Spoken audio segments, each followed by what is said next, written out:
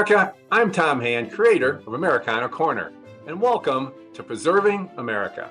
Today we are spotlighting one of our Americana Corner Preserving America grant recipients, Prince William County in Northern Virginia, and home of historic Ripon Lodge.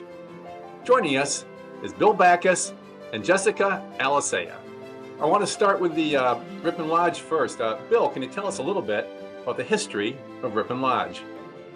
Yeah, so Ripon Lodge is one of the oldest surviving homes in Prince William County.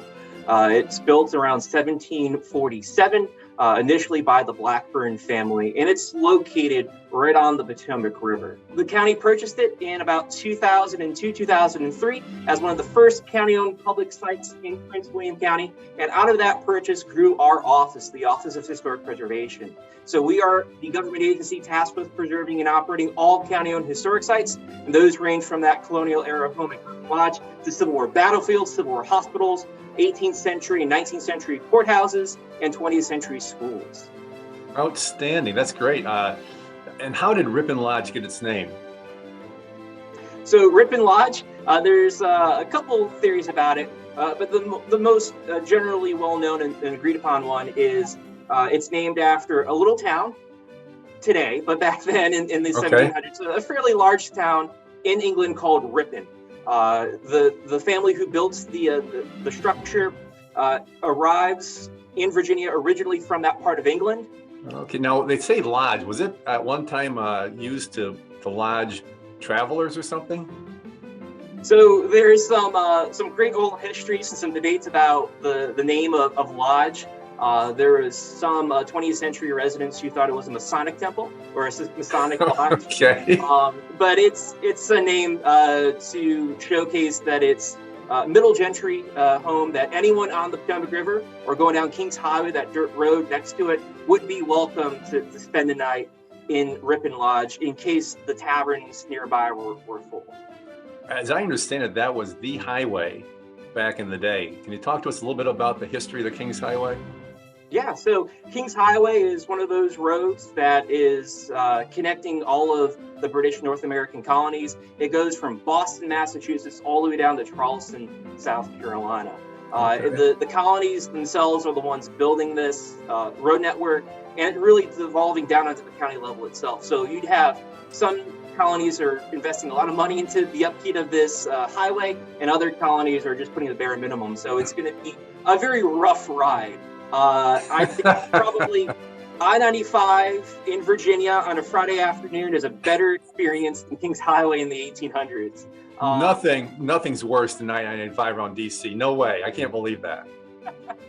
But Ripon Lodge is fortunately located both on Kings Highway and on the Potomac River. So any traveler in 18th century Virginia could easily get to Ripon Lodge with almost little effort. I also read about the river port of Dumfries, Virginia. From what I read, it was almost as prosperous and as bustling as Philadelphia and Boston. Can you talk to us about that a little bit?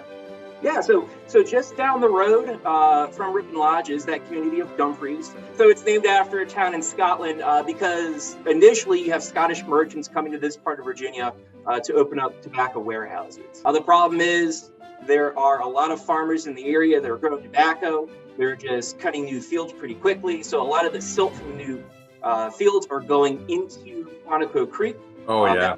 It's Dumfries. And so very quickly, you have the river now drying up because of the silt. And during the same time period, another community just a little bit up the river, Alexandria, is competing with Dumfries. And so this silting in really starts to drive all that economic activity to Alexandria. So Dumfries is still here today. You can still visit Dumfries, Virginia. We have our office is an 18th century tavern, but its heyday is ending in the 1790s. That's wonderful. Thank you, Bill. And Jessica, let's talk a little bit about the grant. Can you tell us about the museum exhibit that Americana Corner helped to fund? So the grant has really helped us circle back around and create a better visitor experience when they come to the lodge, whether it's for in-person tours or self-guided tours. This new information, this new exhibit will add an additional component to help our visitors understand the importance of our building. Tell us about the exhibit itself. What specifics did you try to highlight in the exhibit? More specifics when it came to the use of the rooms, the family members that were involved, from the Black rooms all the way to our last owner, Admiral Black, as well as bringing out more stories of the people that aren't talked about or weren't talked about for a long time, such as our enslaved population that was heavily involved during the Black room era. Well, thank you, Jessica. We're so happy that Americana Corner could help you further your mission. It's really what the grant program is all about, and we're so pleased to partner with you. Thank you for joining us, and thank you, Bill. We really want to thank you and Americana Corner for supporting this exhibit. We wouldn't have been able to do it without the support of this grant. So much appreciation and thank you. Thank everyone else for watching. And until next time, may your love of country lead you.